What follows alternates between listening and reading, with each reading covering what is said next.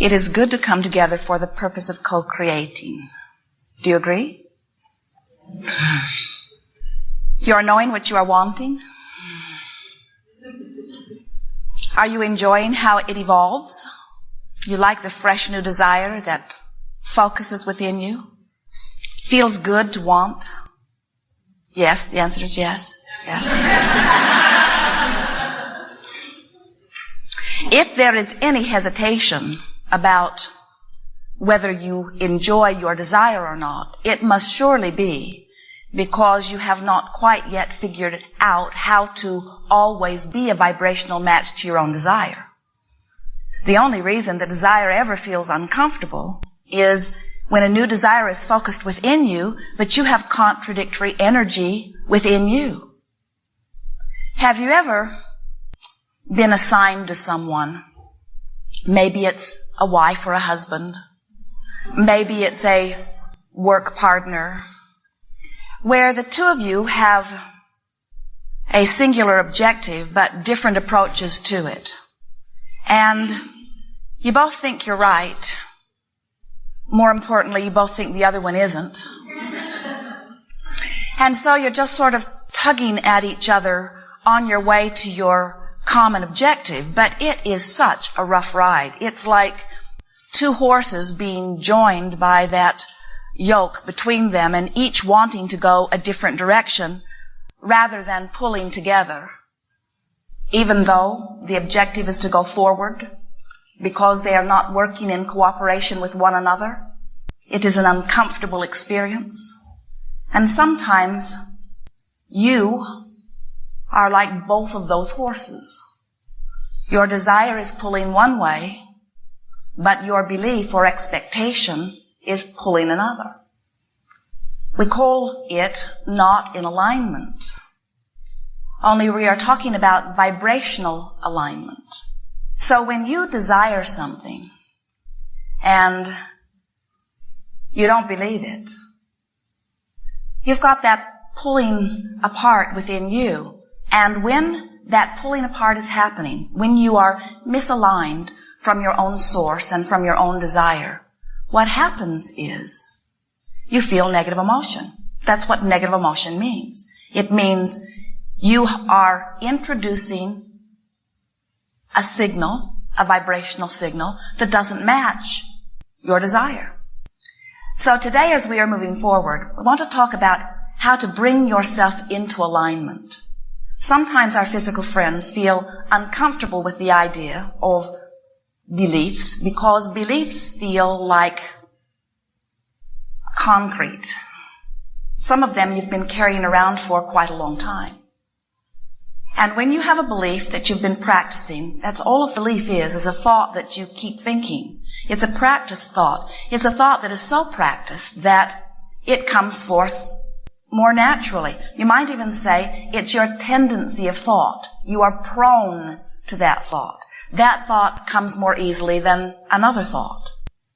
So when the contrast of your experience causes you to introduce into your own creative endeavor a desire that goes beyond where your prone thoughts or the thoughts of tendency are, then you begin to get this sort of push-pull thing happening within yourself.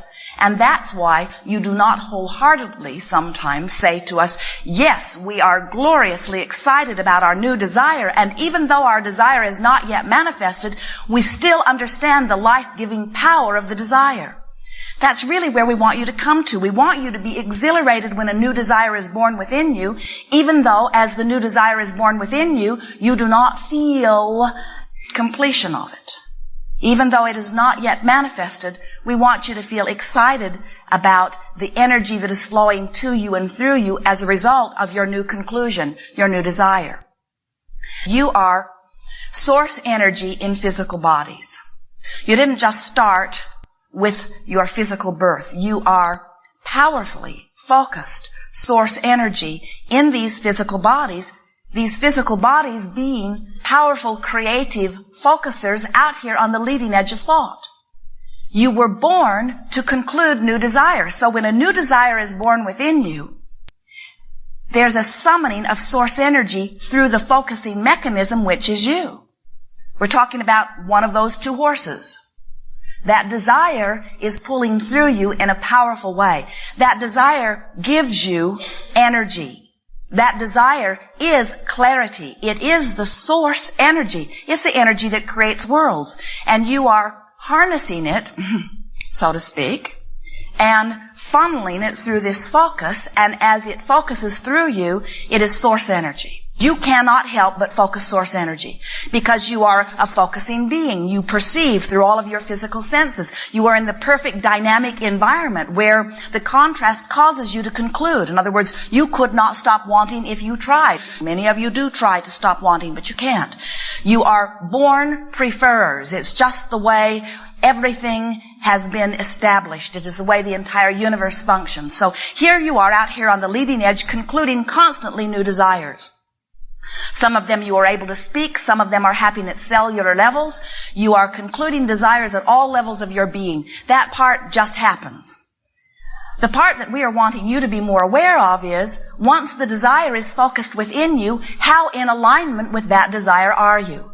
And you were born with emotions that let you know your state of alignment. The better you feel, the more in alignment you are. The worse you feel, the more out of alignment you are. And if you are out of alignment, which means you don't feel good, which means negative emotion is present, it is always because you've got some tendency of thought, some habit of thought, some belief that you've picked up somewhere along your physical trail that is dominant within your vibrational pattern right now. So you've got these two horses pulling against each other, and that's why you do not feel so good. Have you ever seen a child? It's easier to see with children, although you can see it with everyone. This child who behaves one way with one adult and a very different way with another adult. It feels like it's not even the same child. And it's because one adult is activating one vibration in the child and the other is activating another. In other words, you find a flaw in someone, focus upon it, make it an active vibration within you, and that person will give it to you so much that you think it's the only personality trait they have. You find something in someone that you adore, make that your dominant vibration, and they will shine for you every time you get together. And there's a tendency to say, because you make me feel good and you make me feel bad, you're good and you're bad. And we say, it's all up to you. You get to choose what aspects within you are activated. And that's what we're talking about here. Making the vibration of your choice the dominant active vibration. That's why people wonder why their prayers aren't being answered. They pray with such earnest from a vibration that is activated, that is opposite of the very thing that they're asking for. So the way you deactivate a vibration is by, Jesus said it, turning the other cheek. You have to ignore it. You have to turn your attention to something different from it. And when you turn your attention to something different from it, it is not activated unless you turn your attention to something just like it. In other words, I hate that and I hate that too. And I hate that and I hate that and I hate that and I hate all of that. Well, that doesn't serve you very well. So the way you activate a vibration is by choosing something else. But if you've got a vibration going on within you, it isn't easy to choose something different from it because law of attraction is responding to what you have activated. So you say, well, I'm stuck in this hole. How do I get out of this hole? And we say, think about not being in the hole. But when you think about not being in the hole, you're thinking about being in the hole and just not wanting to be in the hole. So we say, think about being somewhere else. Activate something else. And you do it little by little by little. And that's the point of the game or process of virtual reality, where just for a moment, you practice something that feels good until little by little by little, within a few days, you will have convinced yourself that you have the power to activate anything that you choose to activate. And once you begin playing this game, wonderful things happen to you. The first thing that happens is you show yourself you can choose more deliberately. The next thing that happens is you get so hooked on this feeling. Esther said to Jerry, it's addictive. She had such fun in her own mind as she is driving. She almost didn't want to talk to anyone. She didn't want to be distracted from the stream of thought that she was finding. She said, this is addictive, this good feeling. Once you get 2 or 3 days into it, you want to keep it up. And once you get 2 or 3 days into it, a negative thought feels very, very obvious. You feel less willing to tolerate the accidental activation of something that does not feel good. So what must be your motivation? This is really key. You have to want to play this game because you want to feel good.